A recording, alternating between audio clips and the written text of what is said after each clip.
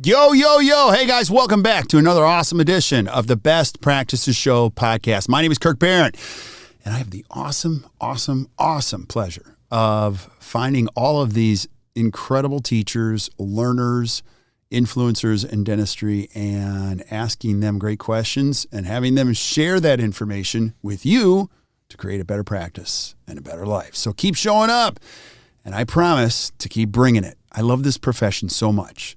I want you to get a ton out of this so it makes your practice and your life better. And I got a special edition today. I have watched this amazing young woman grow into an awesome influencer in dentistry. Her name is Dr. Kelley Brummett.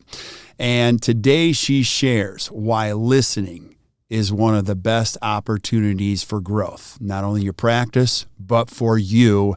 And if you listen, the key word is listen to what she has to say, I promise you it will improve your life. So check it out. I know you'll enjoy it, and we'll see you guys soon.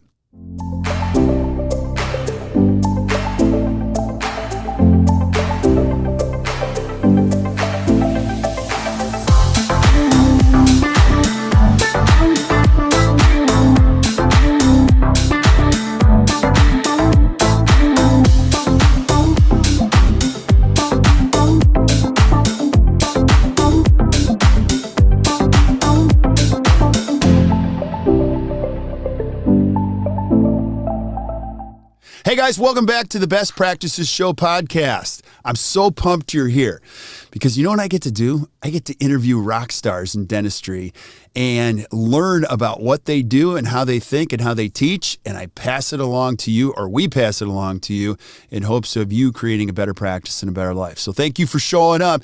And today I've got a dear friend of mine who I've known for a very long time who constantly keeps doing cool things. And her name is Dr. Kelley Brummett, and she's going to be sharing some very good thoughts about how you have to develop yourself and become a better listener. I think I need to take this particular podcast several times because my wife reminds me I'm not the best listener. But Kelley, thanks for being on. I appreciate it. Thanks for having me. I really appreciate it. It's great to connect with you. Yeah, it's great to connect. Now, I'm just going to say this about you before we get going. I want you to tell your bio, but I'm super proud of you. You know, I've watched you evolve and develop in not only your own practice, what you're doing now, and become an instructor. And now you're making a big impact on other dentists' lives. And it's pretty cool to watch you do that journey. It's also fun to watch your family grow and all you guys have done. But I want, you know, we've got a lot of young listeners now and new listeners. I always like to know who we're listening to before we get started. So give us a little bit of your bio. I would love to know them to know your story. Okay. Well, thank you very much. Very kind words. I am a dentist in Atlanta, Georgia. I actually practice in Duluth now. This is my second practice. I had my first practice for about 18 years and sold it in 2019, right before the world changed. And then decided to buy Dr. Clayton Davis's practice in December of 2020. And so now I'm back into the practice ownership piece. And in the last several years, I've been just continuing educating myself and gotten involved with the Pankey Institute. I'm a Essentials 3 educator there, facilitator, actually going down next week for a course. And do some other things. I'm also on the board with the Institute. Just really felt passionate about being involved because it was such an instrumental piece in helping develop my goals, my visions, my hope fors with my life and dentistry. And I've got a family. I've got a son who is 19, turning 20 soon. He's going into his sophomore year at Baker University. He plays golf. And my daughter is going to be 21 very soon, going into her senior year at University of Kansas. Why Kansas? My husband and I went to school there, and we're actually from the Midwest. I'm from Kansas City area, and Rat Chalk Jayhawks. We got a shout out. But so it's awfully fun to go visit them. And that's kind of in a nutshell, real quickly, what's going on. Yeah. And so you guys got a chance to experience, or you know, your daughter did, national champions. But did you guys ever win a national championship while you were there? So it was what was it? was it 2008 was the previous one? What was the one before that? I don't even know. Well, so I'm a lot older than that. So 1988 was Larry Brown with Danny and the Magic. And so I was a freshman that year. Oh, you and were? And then I was a freshman there at the university. And when we won, everybody went out on Jayhawk Boulevard. And then it was really cool to be there. So we were at the Final Four in Lawrence, Kansas on the Saturday night. And we went out on Mass Street and I got to climb up some poles so I could see what's going on. And so it was awesome. Man, oh man. You can't see down the bottom. I'm too short. So I had to climb up on, one of the signs so I could see, but it was amazing. Like 90,000 people just started falling down, the hill from the campus. It was really cool. And then got to watch championship with my best friend from college. And it was amazing. Yeah, it is amazing. It's truly one of the greatest things you could ever, if you're a sports fan, especially a basketball fan, you have to experience a basketball game there. Yeah. I took my entire family. I've taken them a couple times, but one time we went, we were shouting each other and we couldn't even hear each other. It was so crazy loud. And they put the decibel thing up there and I think it was like 129 decibels. And my kids were like, this is so loud. I had goosebumps from head to toe. It was so much fun. Well, I don't know if I ever told you, but the reason I went to Kansas, it was between Kansas and University of Missouri because I was a springboard diver. And so I was recruited by both and Kansas took me to a basketball game on my recruiting weekend. And I was like standing there going, I got to come here. Well, that's a no-brainer. I know. So yeah, it's an amazing place. Yeah. And so it is an amazing place. And when you have friends that live in that amazing place or have connections, so you'll appreciate this. That game that I was talking about, Dr. Chris Leisler, who lives right across the street, I go, Chris, I'm coming over for the game. He's like, okay, just pull up to my house. I go, why? He goes, because I'm going to give you front door treatment. He pulled the car he drove us up, dropped us off the front, and then he parked my car in his driveway. And he said, just let me know. I'm like, that is like 5-star service. So that's awesome. If you ever go to watch a game, I'll get you connected. Anyone who's listening, and we'll see if Chris can give you that kind of service. Well, that'd be cool. And I'll tell you one more thing about that. What's really cool is being able to, me being a freshman and then watching the game with my kids who are at school there was just like the coolest thing. That's so fun. That is so fun. What a cool story. What a special place. I had no idea about the decision that you had about colleges. That's really cool. Really cool. Now, today, you do a lot of learning. And so before we hit the go button, I'm like, Kelley, where do you want to go today? And you're like, on the listening thing. And I was like, what? And you go, the listening thing. I was like, what? And so let's talk about the why in this and how this comes up in especially the part of dentistry that you're so passionate about. What's the core problem here? I think it's just a continual process to learn about how we as dentists, how we as humans can be better listeners, because we have people that come to us, especially when either they're in a vulnerable state or they don't really understand maybe that that they don't know that there might be something that needs to be attended to. And we as dentists can oftentimes go into this fix-it mode. And I have been real passionate about explaining to my team and trying to represent that we are in the management business. And our goal is to really kind of meet people where they are, help understand who they are, and then listen to where we can take them. And sometimes they don't know where that place is, and either do we. And so we start grabbing their hand and dragging them. Mm-hmm. Yeah. And do you think that happens? What's your hypothesis on that? You feel like being a dental professional, you like predictability, and there's a lot of uncertainty with the path that you've just laid out. Like, Kelley, you're proposing just stay in the unknown throughout, stay in the question in this.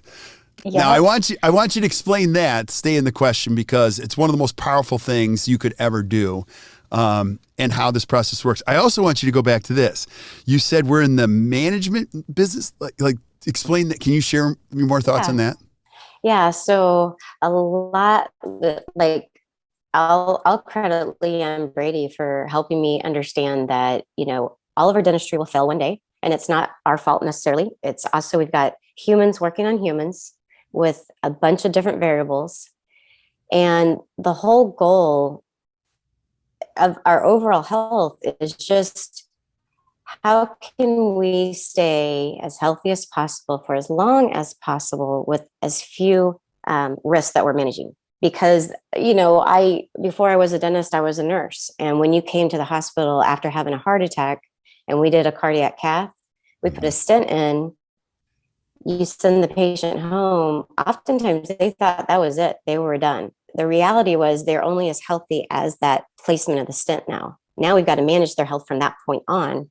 And dentistry, thank goodness we don't have as many life and death situations, but it's understanding what's causing the promotion of health or the demise of health, and helping a patient be successful with that.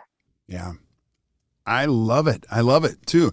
And with people living longer, and no matter how beautiful your dentistry is, at some point it's going to break and fail, Right.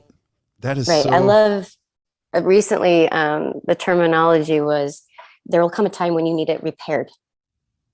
And, hopefully you avoid the blowout, but it's kind of like, I always talk to my patients about cars, tires on your car. It's like, you go in for the oil changes, things like that, get a little heads up about what you've got to prepare for. We have to repair tires. We had a nail. We got to do something with it. Yeah. So even dentistry that you're going to be helping a patient with, like now or even in the future, you're still proposing, you're going to introduce the whole idea. There's going to be a point where it's going to need to be repaired, even if we're going to do it in the next few weeks, right? Yeah. Yeah. I think my favorite line to say now is, all dentistry has an expiration date. Love it. I love it. So go back to this too. So when we say the listening part of it, walk me through that. And I also want you to explain staying in the question, because I know exactly where you're going with that. And that's a lifelong practice. No one ever gets it in a course and says, oh, I figured that out in a weekend, right? So Can you explain what it is and how you use it every day? Well, my learning was from Mary Osborne, the fantastic Mary Osborne. And, whenever you're having a conversation with someone, and let's say you ask them a question like, hi, how can I help you? And they give you a response back. It's asking another question instead of just closing that conversation with an answer. Because oftentimes what we're doing is we're kind of trying to dial into what the real, whether it's cause, effect, links of situations, so we can help. Because, it's one thing when you say, this tooth is broken, you need a crown.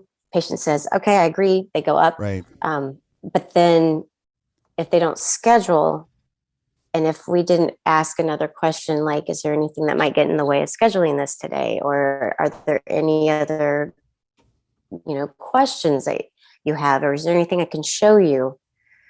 You might not understand some of the limitations a patient has, and that can be frustrating. Right. Absolutely. And on the patient side of things, I need to be in a place where I can even begin to be vulnerable. And I mean, you get a few patients every once in a while that just tell you everything, but that's not the majority of people. Would you agree? Right. I do agree.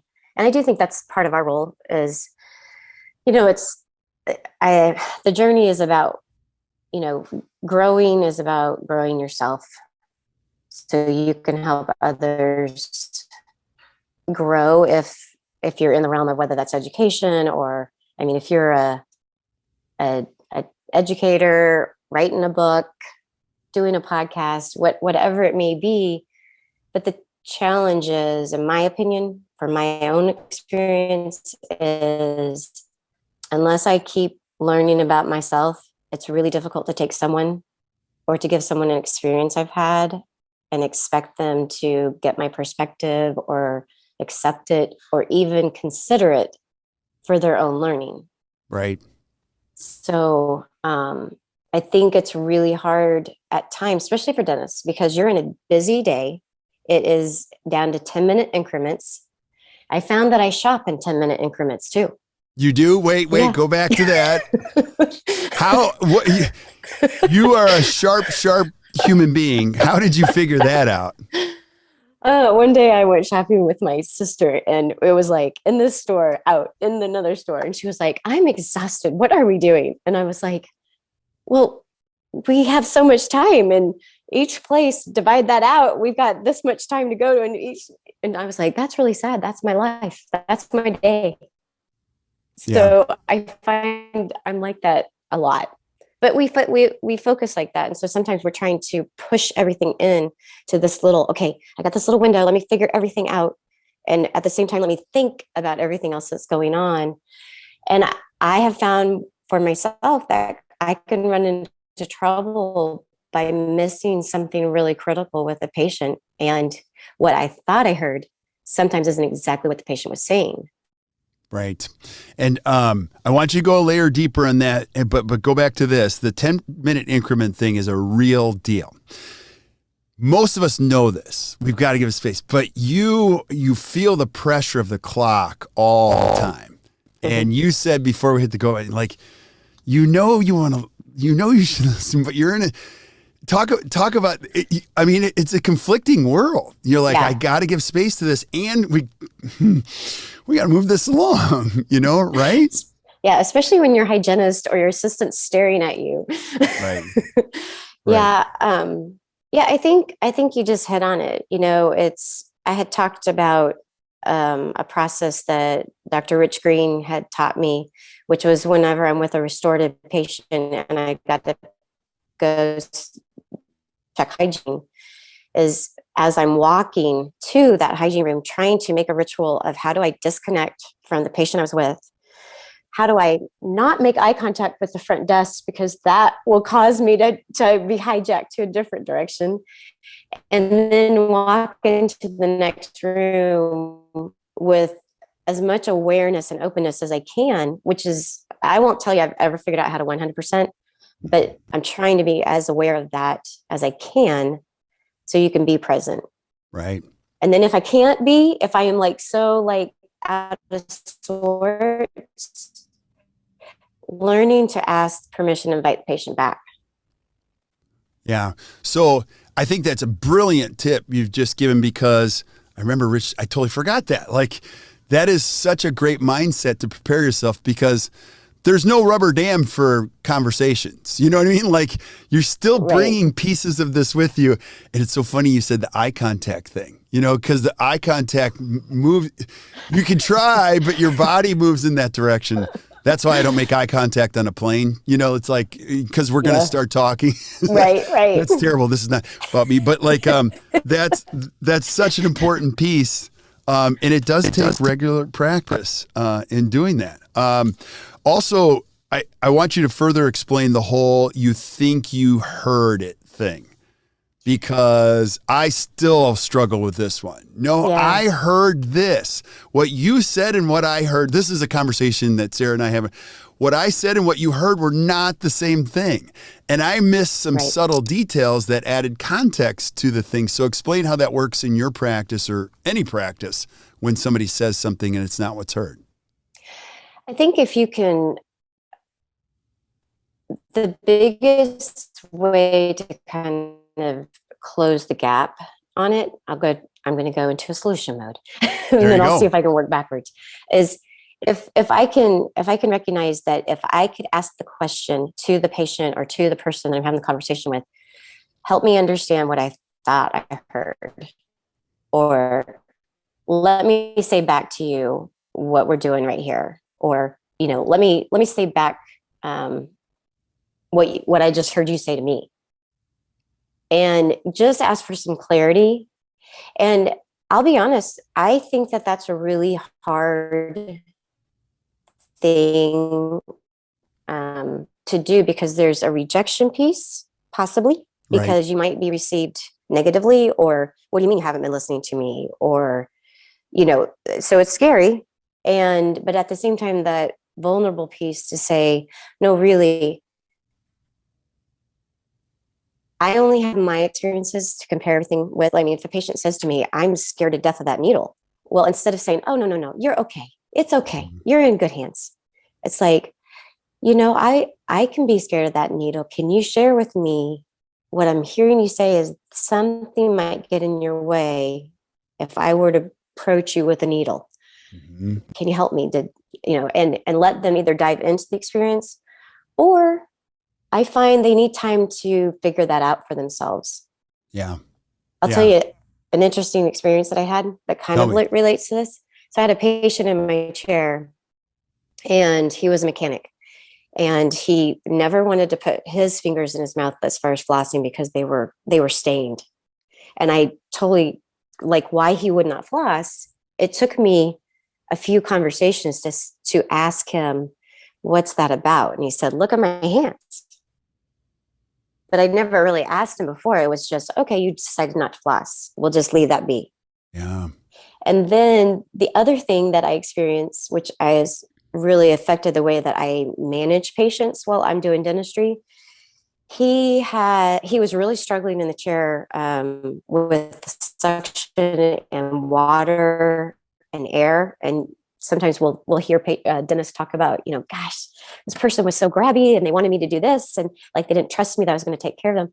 And I sat him up and I said, can I ask you a question? Has something happened to you? Because you seem like concerned that like something's going to happen to you. And he's like, after you asked me that question, I almost drowned once. Wow.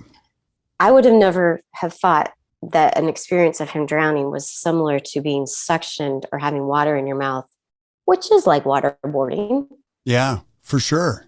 Could be connected to a memory bank. And it was like, that's powerful. And that's so, and I guess, not just listening to people's words, their body language. Mm-hmm. I think that's key too. Yeah, it's very key. So when you said it's a little scary to go out, I actually started to sweat when you said that because it's so true. So maybe this is a generalization, but men, this, like you see somebody and you're like, I think her name is Lisa. I'm not sure. And if you've ever said, hey, Lisa, and they're like, no, I'm Kathy. And you go, I knew that. I just totally screwed this all up. Or if they said something, you're like, I think, we've all been there, some people live there, and so right. I think the number one is being, now I think the other thing too, this is brilliant, Kelley. I love what you're proposing. The other thing is if you're going to go in this direction, you need to experience a little vulnerability, and I got to up my game. Do you know what I mean? I actually really have to pay attention to the words, and I think just be equipped with curiosity more than anything. And just give yourself a little grace, because you're going to screw up trying this a little bit from time to time. Yeah.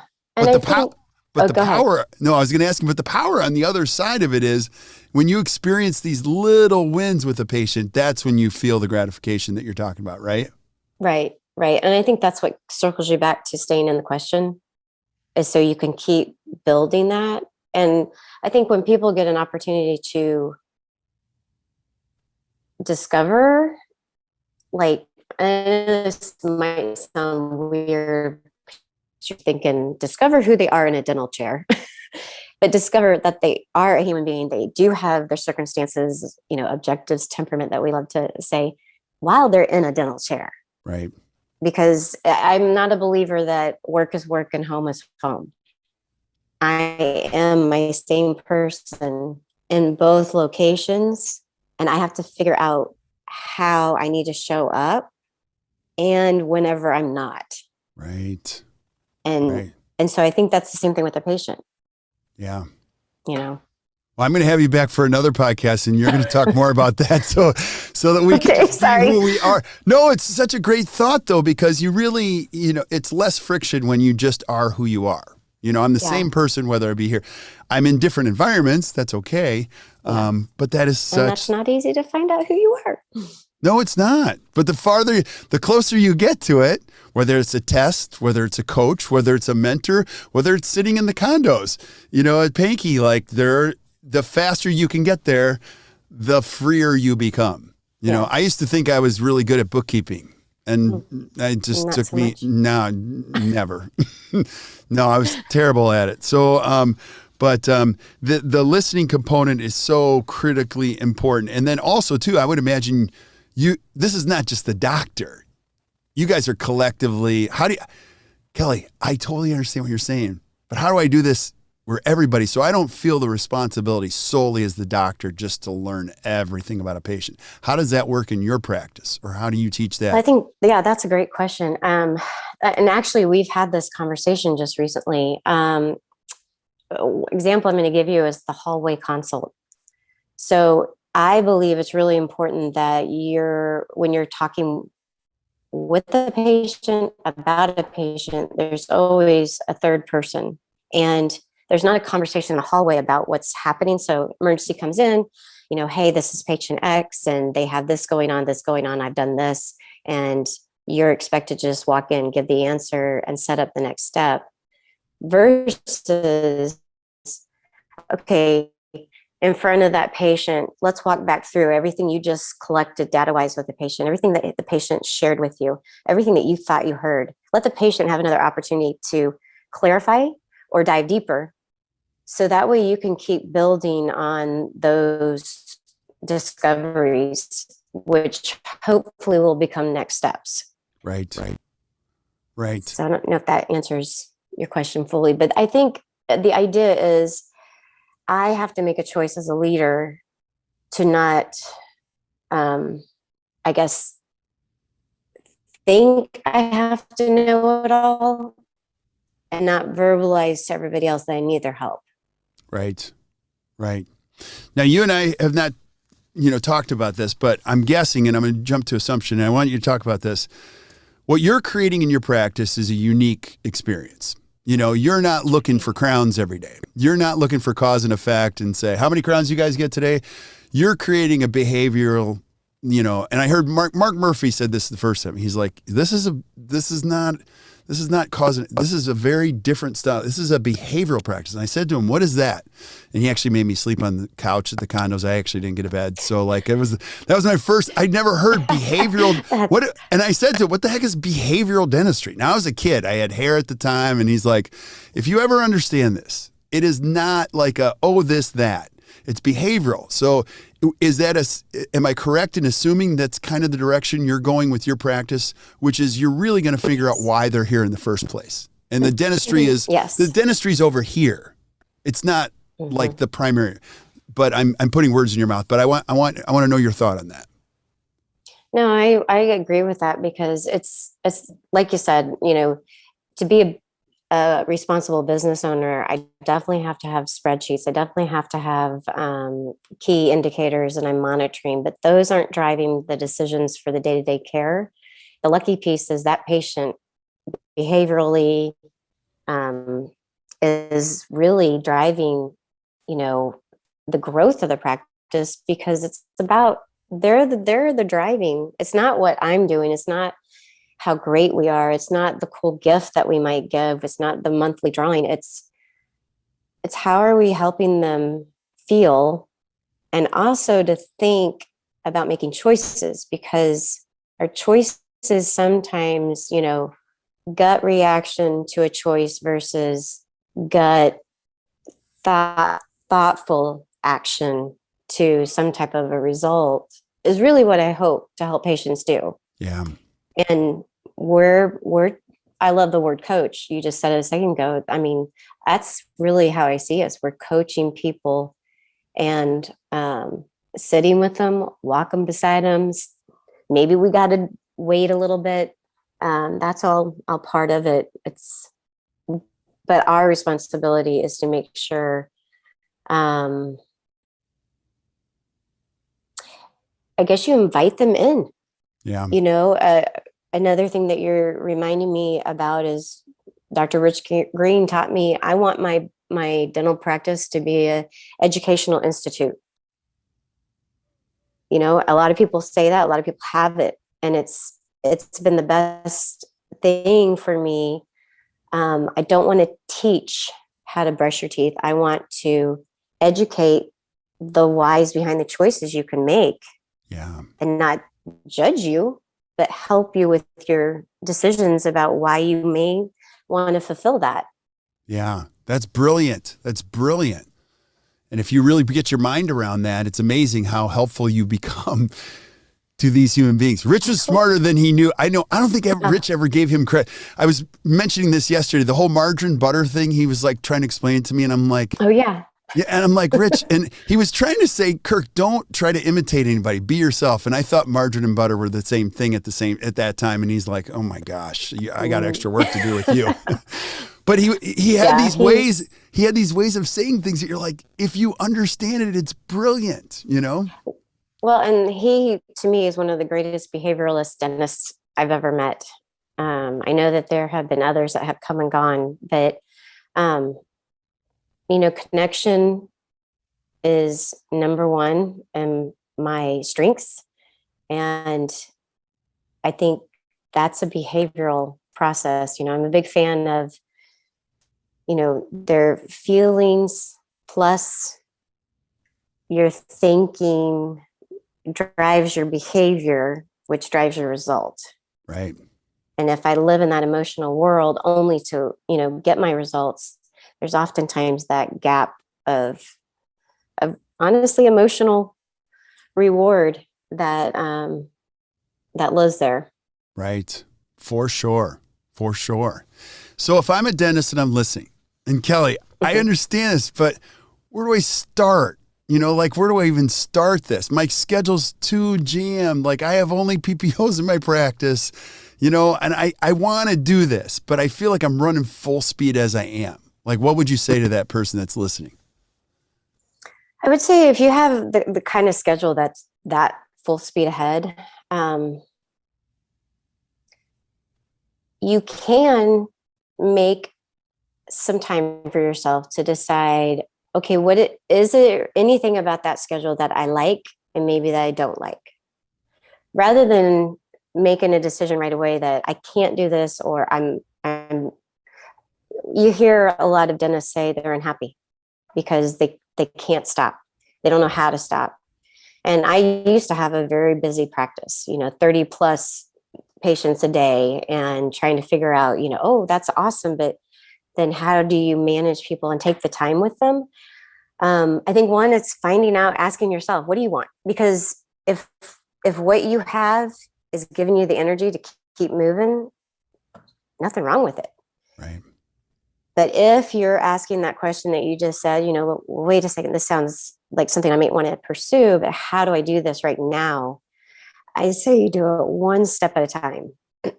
And what you could do is either have a meeting with your team.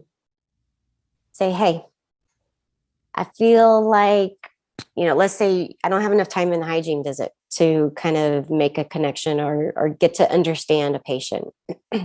Ask them to, this, you taught me this, have them carry on the conversation that they've been having for 45 minutes for you as you step into the room, rather than stepping back to the side, not saying one word and you take over.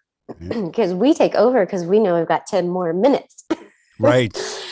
And get in some type of a partnership with somebody in your office. Even the front desk, you could say, I really want you to ask this question with every new patient that calls. And I'm in the process of transitioning, the practice that I purchased into, there's a lot of awesome systems that are in place, but just revamping some things. And it's a reminder to me of how I want to meet the patient that walks in my practice the first time. Do I want to meet them in my chair? Do I want to meet them standing up somewhere? Or do I want to sit with them somewhere else? But I need to ask somebody to help me with that, because I will be honest, in the busyness of my day, I will think, oh, Sally's coming in as a new patient. I really want to meet her in the consult room with chair to chair. Hi, how you doing? We're so glad that Joey sent you. He's a great patient. Help me understand what we can do today, and then move. But the reality is, if I'm behind, I may totally hijack that. And everybody else said, well, wait, she said I wanted to do this. Right. But she's taken over, so we're just going to let her. Yeah. So sometimes it's asking for help. Yeah. So you do that too? Oh, yes. I come in with all kinds of great ideas, and then it's like, yeah. We can turn this into a therapy session. I've had team members say, "You tell me to do this, and then I find you did it." And I'm like, I know, sorry. They're like, So we'll stay on the rails here because we could get off the rails. But I'm sorry. I have lots of squirrel moments. Oh, I love it. I absolutely love it. This is brilliant stuff. Now, any last thoughts you have on this, Kelley? Because this is such an important topic, and it's a huge breakthrough when people start embracing this. But any last thoughts you'd just share on this? I think one last thought I would share is that something I've learned about myself is that in learning to listen more, I'm not even going to classify it. We do that. Not better, not worse, not good, but to listen more, to achieve the goals of the practice, the vision that we set forth. It's trying to remember I'm listening to understand versus I'm listening for them to hear me. Mm-hmm. That has been really impactful for me because that can be in my dentistry. You're sitting with a group of dentists just talking about your aches and pains of life, and you want someone to understand you. You want someone to empathize. And in honesty, we want someone to get in the pit with us and tell us how right we are about how we feel. Mm-hmm. And the reality is, I also want to impart an experience or wisdom or hope for somebody else. So that's that understanding piece, where it's not about me. It is about the person that you're sitting with. Yep. And hopefully realizing that it's going to take me till I'm 6 feet under to probably be even able to say I'm halfway decent at it. And I'm a recovering perfectionist. That's a whole nother podcast. Oh my gosh. But to admit that to myself and to say it out loud every day, it can be challenging. Yeah. That's so powerful what you just said. And I'll give you a lot more credit than you give yourself, which is good. And I think you're remarkable at these things. And what's really cool is you're vulnerable and you're teaching other people these things. And so, Kelley, if I'm listening and I've never heard you, I've never seen this, I don't know what the Pankey Institute is, like what, where do you go? Where do you teach what you teach? Tell us what else you're up to, because you're always up to cool things. How do I follow you? Okay. Well, so one easy way to follow us, the Pankey Institute. I am on the faculty there for the Essentials 3. That is, we have a 4-part continuum. And so that's the middle, a little past the middle of its anterior aesthetics, talking not just about pretty things, but how to make them function and last and be predictable. I'm involved with the Restorative Nation, which is also part of the Institute, doing little how-to videos, just tips. And I literally just, if I think of a tip of the day or something that I experienced, I want to share with somebody else. I have videos on that on Restorative Nation. I do sometimes lecture at different events. I'm going to be lecturing at the Pacific North Dental Conference, which is in Seattle in November. Mm-hmm. I think you guys are going. I'll be there. Right? Yep. That's a great meeting. Yeah, great people. You'll love that. Yeah. And that one, I'm actually doing my first hands-on, doing prep and provisionalization, because as a prior athlete, we as dentists, we don't get to practice. Everything's real time. So just talking more about trying to experience more practice events. And then just happy to keep learning and be involved in study clubs. And I'm actually trying to figure out if I could start a group soon here in Atlanta, since this what kind of a group? Just a little bit of everything. There are Johnson Haygood and a few others that I just recently was with, Steve Malone, like a restorative group that we're not only learning, from gold restorations to what we're doing porcelain, because that's changing so fast and quickly, and what we got to stay on top of. But something that's a very hands-on study club, as well as still trying to continue to grow my, whether that's reading, sharing, crying, drinking wine. It's always helpful. It's always helpful. So this has been so wonderful. So thank you so much for being on, Kelley.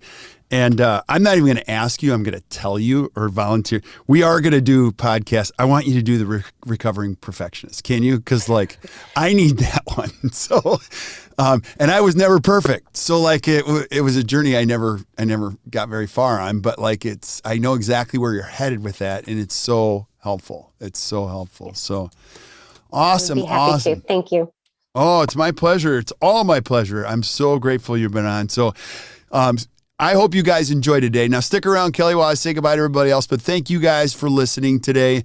I'm just going to encourage you to follow Kelley. If you ever get a chance to see her do anything, you've already learned from this podcast. She's wonderfully insightful and a brilliant, brilliant woman. And check her out if you're out at the Pacific Northwest Conference. I have no doubt you'll find it a great investment of time. So you guys keep sending us suggestions for things you want to see. I appreciate all the feedback. And until we see you guys next time, keep watching or listening to the Best Practices Show. You guys enjoy your day.